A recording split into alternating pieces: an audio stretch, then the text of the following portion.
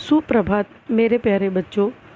आज ग्रामर के टॉपिक को आगे बढ़ाते हुए मैं आपको विशेषण समझाने जा रही हूँ, जो हम बचपन से पढ़ते आ रहे हैं। विशेषण क्या है इसे देखते हैं।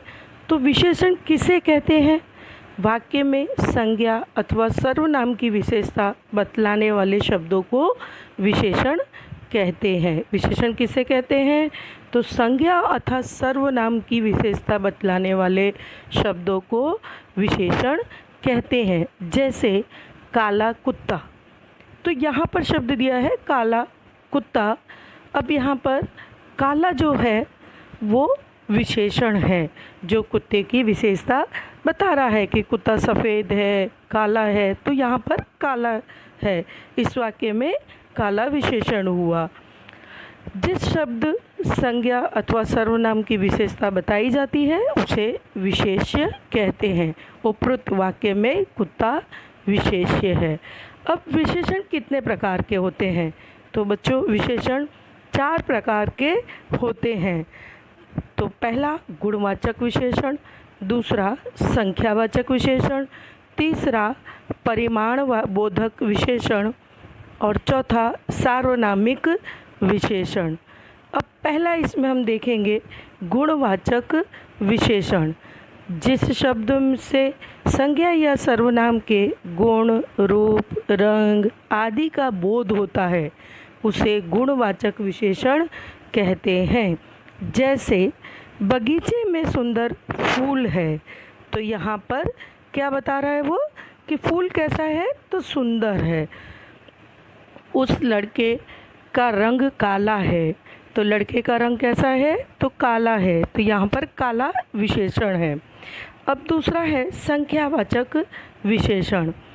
जिस विशेषण से संज्ञा या सर्वनाम की संख्या का बोध होता हो उसे संख्यावाचक विशेषण कहते हैं।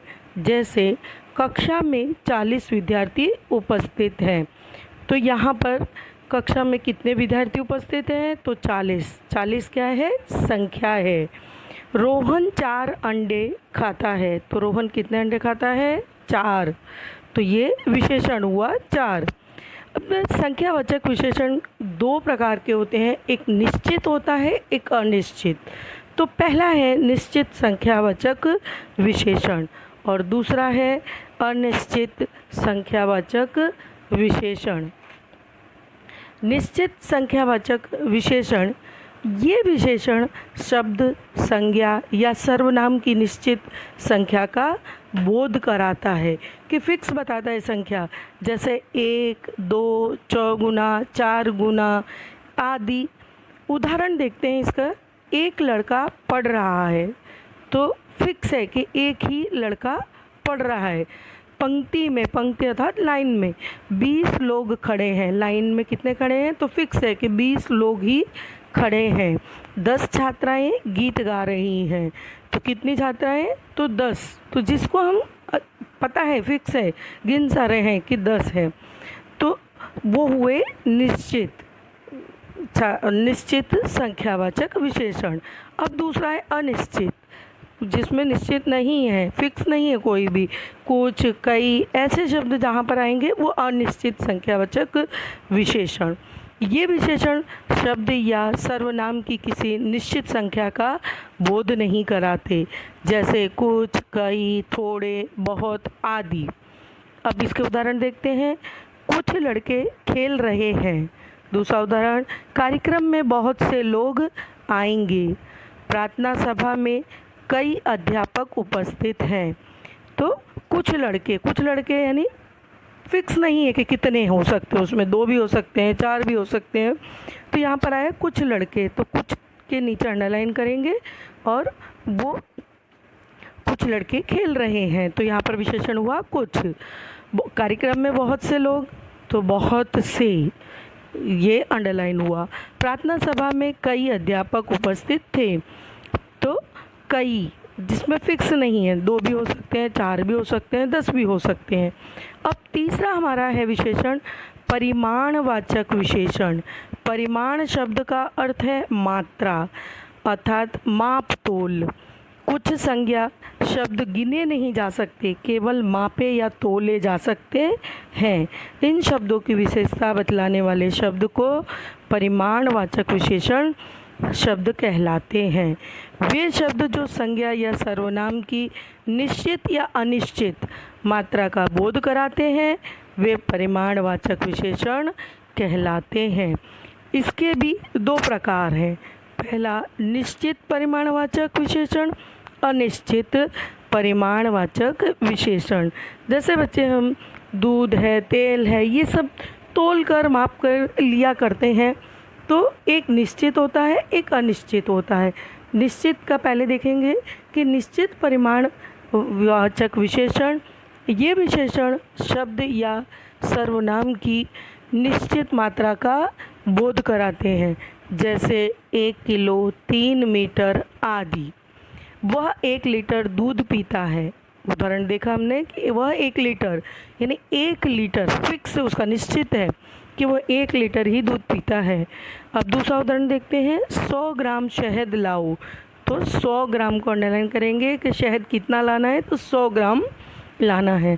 10 तोले सोने का कड़ा बनवाओ। कितने तोले का सोने का कड़ा बनवाया? 10 तोले का। दूसरा है अनिश्चित परिमाणवाचक विशेषण। ये विशेषण शब्द, संज्ञा या सर्वनाम की अनिश्चित मात्रा का बोध कराते हैं। जैसे थोड़ा सा, 500 मन, कई किलो आदि, जिसमें निश्चितता नहीं है, फिक्स नहीं है। अब यहाँ उदाहरण देखते हैं, थोड़े से चावल खा लो। कितने खाने हैं तो वो फिक्स नहीं है कि 100 ग्राम है, 200 ग्राम है, तो यहाँ थोड़े से, तो थोड़े से शब्द के नीचे अंडरलाइन करेंगे, ये हुआ परिमाणवाचक विशेषण। तो आपको शब्द को देखकर बच्चों पहचानना है कि वो निश्चित है, अनिश्चित है, परिमाणवाचक है या संख्यावाचक है। ये उदाहरण को देखकर आपको पहचान कर उसके आगे लिखना है कि ये इस टाइप का विशेषण है। मंदिर में कई किलो प्रसाद चढ़ाया जाता है। तो मंदिर में कितने किलो प्रसाद चढ़ाया जाता है, तो कई किलो, वो फिक्स नहीं है। तो ये हुआ अनिश्चित परिमाणवाचक विशेषण। अब चौथा है सार्वनामिक विशेषण।